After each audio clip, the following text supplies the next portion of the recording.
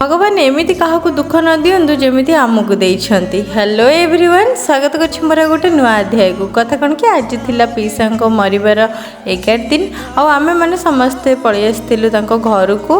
Water गला बेले first आम पेट्रोल पकई देलु, तापर शुणिलु यही मौसा पाखे दहीबरा चाटा बहुत भल लगे, तो से आम ट्राए कर बाटर गला बेले आम पलि आसलु जगन्नाथ स्वीट्स। आठू कि मिठा नहीं कि आस सारे आम पलि आसलु देई घर पाखक और सेठी पहुँच सारे आमको देला चा सेटा पी सारा पर आम नना हारिका टे गाड़ी रखिकी बाइक धरिकी पलि आसलु मार्केट। कहीं आम किसी मेडिसिन नबार था जेहेतु ठंडा बहुत जोर हो तो से गाधे पाधे रेडी हो सारा पर पलि आसलु पुणी थर हरिपुर। कहीं सेठू किसी ड्रेस नबार था आठिकार भ्यू देखो एत सुंदर लगुला, ना बेसी खरा था ना बेसी वर्षा था।